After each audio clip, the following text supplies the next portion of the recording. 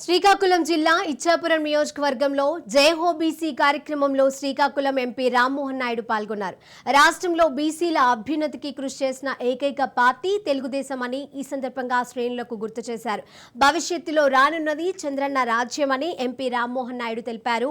ఈ సందర్భంగా ఇచ్చాపురం నియోజకవర్గంలో తెలుగుదేశం పార్టీ శ్రేణులతో కలిసి భారీ బైక్ ర్యాలీని చేపట్టారు.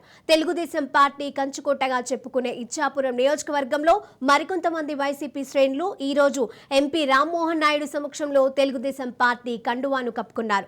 భవిష్యత్తులో టీడీపీ పార్టీ అధికారంలోకి తీసుకొచ్చే విధంగా ప్రయత్నిస్తామని ఎంపీ రామ్మోహన్ నాయుడు స్పష్టం చేశారు.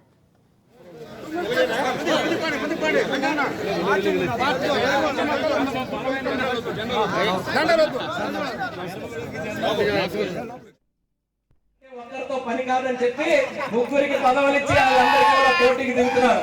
ముగ్గురికి కాదు, 100 మంది కాదు, 1000 మందికి పదవులు ఇచ్చినా సరే ఇచ్చాపురంలో తెలుగుదేశం పార్టీని ఓడించే దమ్ము ఏ ఒక్కరికి కూడా లేదని తెలియజేస్తున్నారు.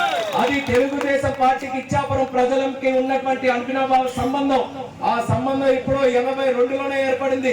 ఎన్టీఆర్ గారితో మొదలై చంద్రబాబు నాయుడు గారితో కొనసాగించి ఈ రోజు నేటికి నారా లోకేష్ గారిని కూడా ఈ రోజు ముందుకు నడిపించడానికి ఇచ్చాపురం ఎల్లప్పుడూ కూడా మేము సిద్ధంగా ఉంటామన్నటువంటి నియోజకవర్గంలో తెలుగుదేశం పార్టీ ఖచ్చితంగా గెలుస్తుందని కూడా తెలియజేస్తున్నాను. ఇక తెలుగుదేశం పార్టీ గెలిచిన తర్వాత చంద్రబాబు నాయుడు గారు మరిన్ని హామీలు మీ అందరికీ కూడా ఇస్తున్నారు.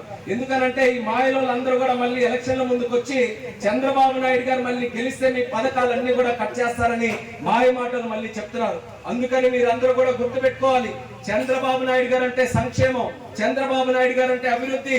అందరినీ కూడా సరి సమానంగా అభివృద్ధి చేసి సంక్షేమం ఇస్తూ పేదవాడిని కూడా రారాజులాగా చేసేటటువంటి ఏకైక వ్యక్తి మన చంద్రబాబు నాయుడు గారు అంటే మీ అందరికీ గుర్తు చేస్తున్నారు.